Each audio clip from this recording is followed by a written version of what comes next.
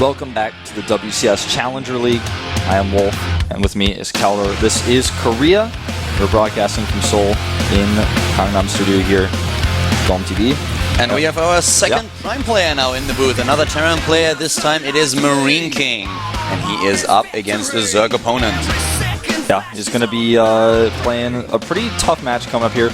Keep in mind, by the way, that Deer advances to play against whoever wins between Flying and Journey. So that's going to be the advancement there in the bracket. You can take a look at the full brackets on GOMTV.net if you'd like to see them, in a different graphical way. Also see exactly what the schedule of matches is going to be.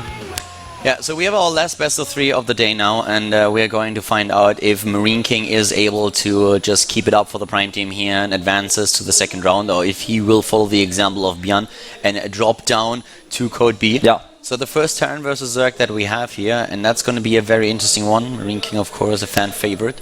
Yeah, Mamuri, also a former TSL Zerg that we've seen in the past. Never really very accomplished back in the day, but definitely doing a lot better these days now that he's joined SK Telecom. Yep. It's going to be interesting to see what exactly he can do. MarineKing seems like the opponent that you can prepare specific builds for. Yeah. And usually what we see from the Casper teams is a lot of preparation and very technical builds. So this is what we would also expect now coming out of Mamuri up against MarineKing. MarineKing is a player who plays very greedy a lot of the time. He's also played so many televised matches, especially in Wings of Liberty. He was everywhere, so it's pretty easy to study him.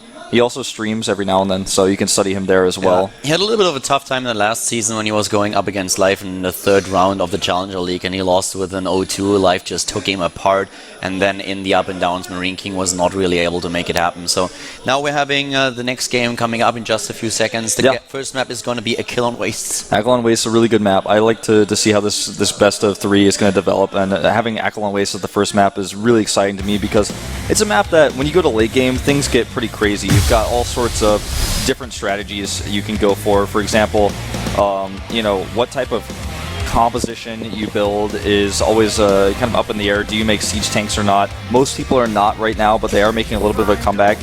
Also, how well can you drop your opponent on those satellite bases? Yeah. Up and downs, as you can see here, for MarineKing, that's where he came from, and Mamuri, on the other hand, here for SK Telecom, the big Nike logo on the front. Big Nike. Find out if he's, well, I was going to say if he's all in, but that's Adidas. Or Adidas, don't get mad at me. Don't worry. You know, at this angle, for me, on the monitor, I thought MarineKing changed his hair to pink for a second, but it wasn't true, so... yeah, he usually chooses pink as his color if he can in-game, but... Yeah, he actually does in this lobby as well. Oh, okay. It would be a little bit interesting to actually see him dye his hair pink. He's more like the flame-on Terran for the Prime team. Definitely so. Holding the torch. Yeah, the Fantastic Four. Absolutely. Well, this is going to be really interesting right now, not only because we have a Zerg versus Terran, which is one of my favorite matchups, but also because MarineKing is such a huge fan favorite. But he should be really worried because Mamuri is a good player. So let's find out what's going to happen here in game number 1 on the Kill on Wastes. We have our first Terran versus Zerg of the day in our last best of 3. MarineKing up against Mamuri at the WCS Challenger League with Colin Wolf.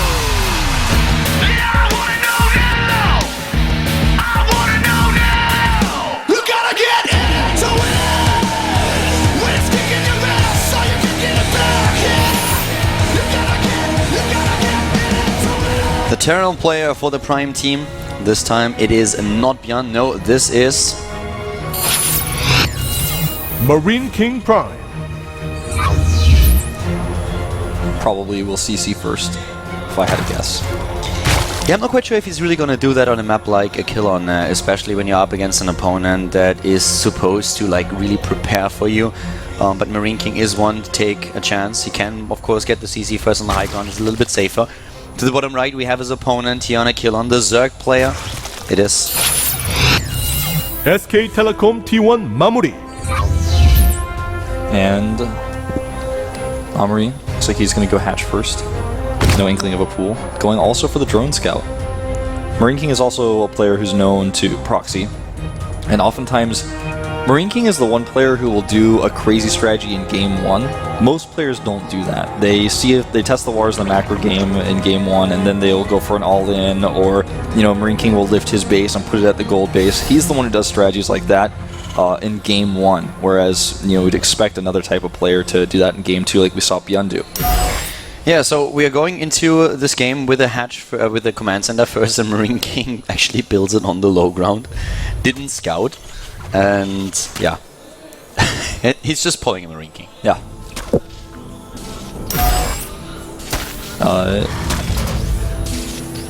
Well. Oh, this is like one of the first times where the stats on screen actually matter, because Mamuri indeed has no matches played, so that much is true. But giving you a bit of an idea of MarineKing's statistics in this matchup, that does not include Wings of Liberty, because of course this is Heart of the Swarm. MarineKing in Heart of the Swarm played against Zerg offline 7 maps, and he won 3 of them. He won games against True, Golden and Lucky, but he lost to Curious and Life. Yeah. So he's up against now another Zerg opponent who goes for a very early third base. He actually goes for the double hatch like really fast in the pool. Extremely quickly. Yeah, the stats that you see on screen are more just about MarineKing's legacy than irrelevancy here for this match. Yep. And the command center being morphed into an orbital here, as he just kind of transitions into a normal build and taking his gases. Nothing funky here. He's not going to take a super greedy third command center. In fact, even goes for the second barracks follow-up. So, for MarineKing, this is pretty safe compared to what we've seen him do in the past. Yeah, I guess for MarineKing, like when you can ever call a CC first on the low ground safe, then that's probably the MarineKing variation. Yeah. I feel like at some point we'll see MarineKing. He's probably been thinking about it. He's probably testing it right now. It's like his build is in the beta. Double command center before barracks. Exactly. Yeah. You read my mind. He's probably trying to figure it out. He's like, no, I mean, you can make a quick wall with this on some maps, and then if Zergs can do it, so can I. Yeah. Well, for now he's gonna be fine. I mean, he's getting those extra barracks out now, and he's going for the tech lab. We don't see anything from Mamuri that would indicate a lot of early on aggression. He can of course still go for a Roach Warren here and try to be aggressive, but the Terran player is denying scouting information. He's ready at the wall, moving out with the Marines. And this is like an opening that is pretty good for MarineKing. He's getting his engineering bay up, he wants to have the early upgrades, he's also gonna head into the factory quite soon. We have him with the third barracks for now. But it all comes down to what Mamuri is trying to pull off now, that he has this early third base if he wants to go into a Roach Warren build, or if he goes into a late game with Ling Yuta Baneling. Yeah. +1 very quickly here for MarineKing. But, only the 1 eBay. This is not very common in this matchup. And the Overlord is going to see, well, he sees the barracks. He does not yet see the eBay. MarineKing could deny it. 22 Zerglings. He's getting a lot of Zerglings here, no additional gas. Baneling Nest goes down too. And the Overlord, if he sees the engineering bay, it's actually huge. Yeah. I think he saw it. And he's supply blocked here. This is actually... He won't have too many Banelings. Like, he didn't mine for a long time and he has only 1 extractor. He's now building the second one. That will help him a little bit. But this is not going to be like a massive Baneling attack. This is more about busting through and then having the Zerglings to commit to this. But let's see how much MarineKing actually knows. 20 additional Zerglings are being produced here. Lings are everywhere, and MarineKing at this point does not know. Yeah, this is a really Ling heavy attack. Like you said, it's not about the bust, it's about the follow-up. Once the wall is open, the Lings stream in. Well, he's still getting double gas now and delays it a little bit longer. So he's going to get a fair share of Banelings after all, just a little bit later. But he's already preparing to transition out of this if necessary. Yeah. Drones even as well. Double Evo, 7 drones. Yeah, this is not an all-in by any means. This is a heavy attack, but he wants to go into the late game anyways. And MarineKing is moving out and is just able to see that there are a lot of Zerglings. But he could go for the flank here. Oh, this could be horrible. And MarineKing sandwich and those taste best when served cold. Yeah. And he's cold dead in the water here. He's losing a lot here, trying to stutter step away, but look at those Zerglings. MarineKing is losing everything. Oh, that was beautifully executed. He dances a little bit with the Zerglings on the ramp. Is like, hey, that went really well for me. What do you think? Yeah. You know, MarineKing's units are very tightly packed, so the impact, when you look at it, it doesn't look like the surround made as big of a difference as it really did. And MarineKing just not able to really fire, and definitely not able to escape. He doesn't know what the follow-up is. And he continues to check here and see if MarineKing is moving down. Mamuri has a lot of options now, because MarineKing was really trying to do some damage with this, or at least force a creep back or whatever, and he didn't accomplish anything. He didn't even scout what's going on there. He had no idea, still has no idea of what's going on at the main base. Could you double check if he at any point dropped the scan? I don't think he did, it's MarineKing after all, but he probably doesn't know anything. Okay, so we have him at least with one scan in the main base early on. Scouted a little bit, he knows about the third base too, but of course a lot of the momentum that he might have had earlier is already gone. Yeah, he didn't know about the Baneling Nest before, he didn't know that Lair has now been started and is nearly completed. Those are the things he doesn't know. His second wave is still, it's relatively dangerous, but with all the Lings coming out because it was scouted so early and the Banelings already being morphed, he has 7 out, and 6 more will put him at 13, and that's MarineKing's unlucky number right now as he tries to put the Marauder up front to tank a little bit. He's going to have to lift up and get out. He can't really do a whole lot here. Especially with those reinforcements moving in. 1-1 is about to be complete. MarineKing, on the other hand, has the +1 attack upgrade already, and is on his way to get the armor upgrade too. We have him with, or Mamuri with speed for the Overlords. That would not only have saved those two guys, but will also enable him to get the scouting information in the main base again. Yeah. It's also going to be useful against Widow Mines later on, which the production of has started. MarineKing is supply blocked. Not anymore. Mamuri, on the other hand, after losing those Overlords, had to make 5. Starts his Baneling speed and Burrow. And he didn't start attack yet. We don't have an Spire on the way. He's just going for one. Is he really going through this with 1-1 Banelings and Zerglings? I can't see it. I think he's going to either add a Spire very soon or maybe an Infestation Pit.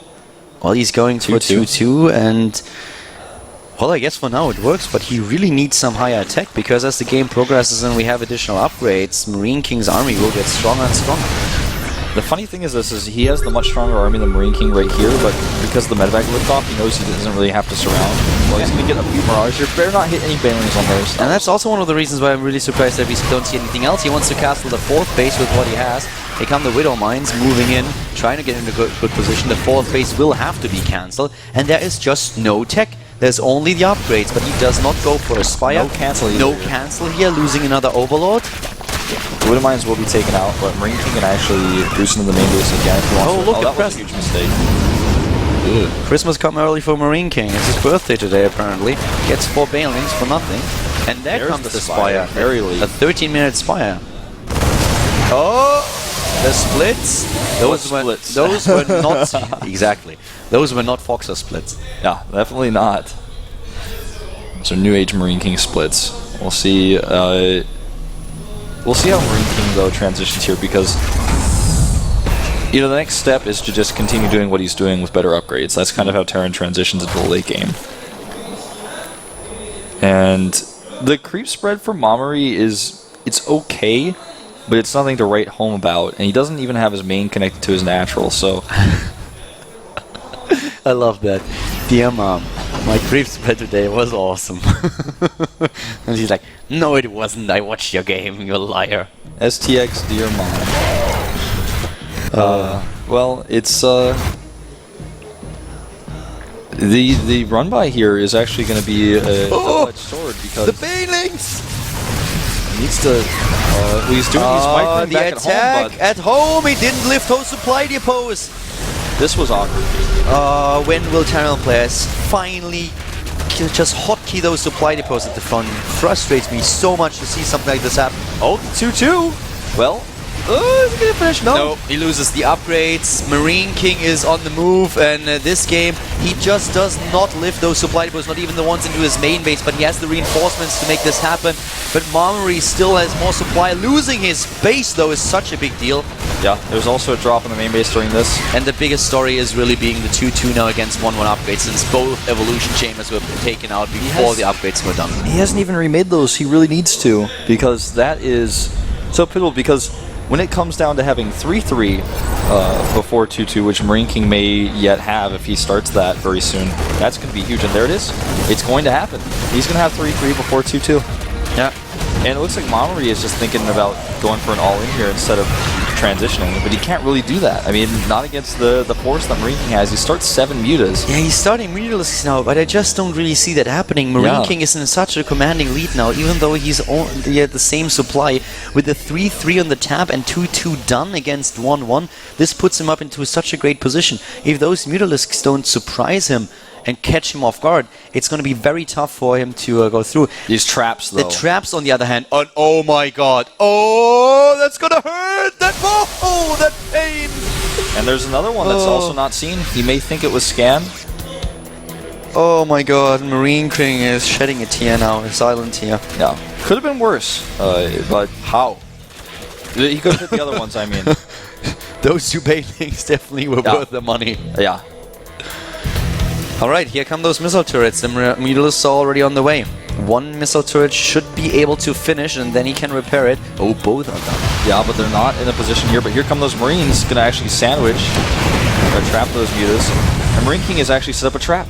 You may catch these mutas as they fly by. Just close. Yeah, and he gets them. Oh god, 1, 2, no. But Think still, about what MarineKing could have accomplished here if he would have hotkeyed his supply depots at the wall. 2 simple hotkeys pressed, and his wall would have been safe. He wouldn't have lost nearly as much as he did. yeah, like 5R, 4R, whatever you want to do. Oh. Mamuri doesn't even know what. Killing not too much here. The first 2 banelings were definitely a lot better. Dropping a Manor Mule. MarineKing says this game is over, man.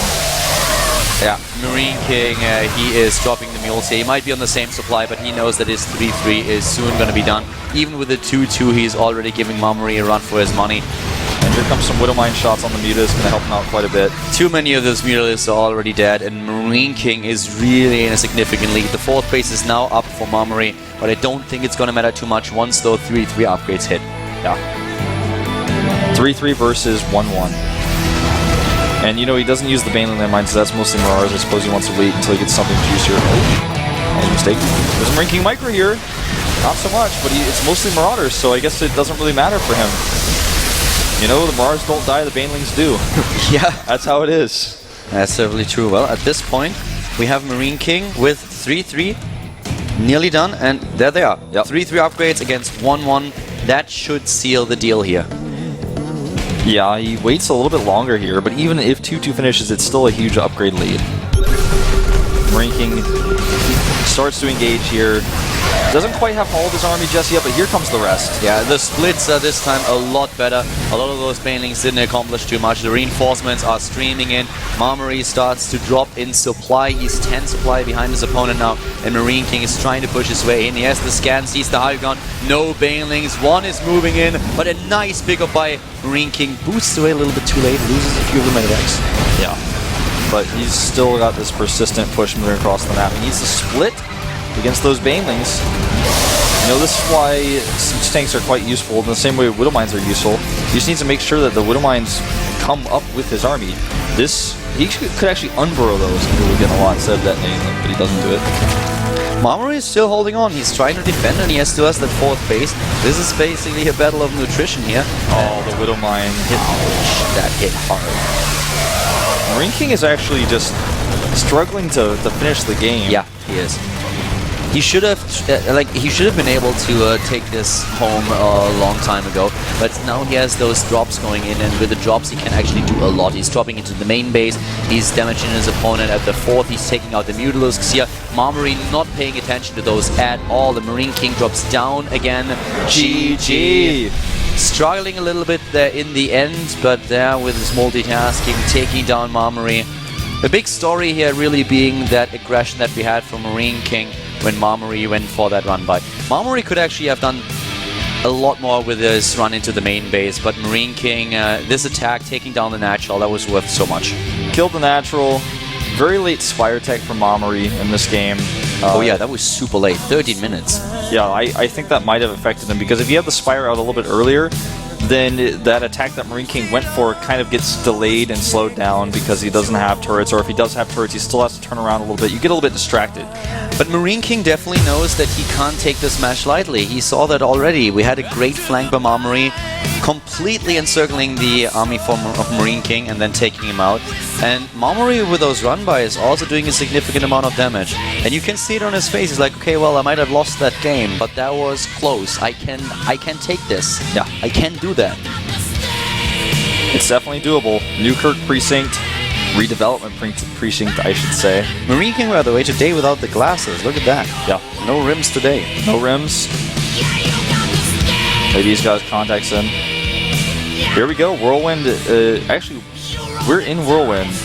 So yeah, it's a regame. I was like, I keep looking at Whirlwind and I look at Newkirk and I'm like, which one is the map? Yeah, it's Newkirk.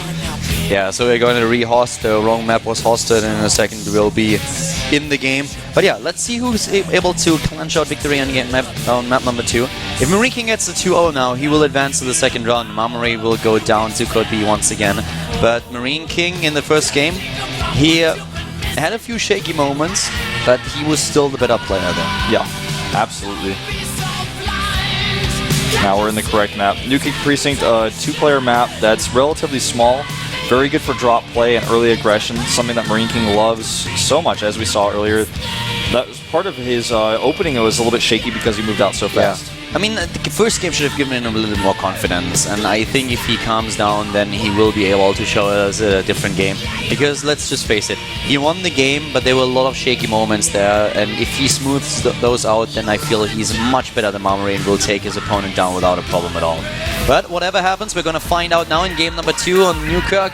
Jumping into the game, MarineKing versus Mamuri, map number 2, brought to you by Carl and Wolf.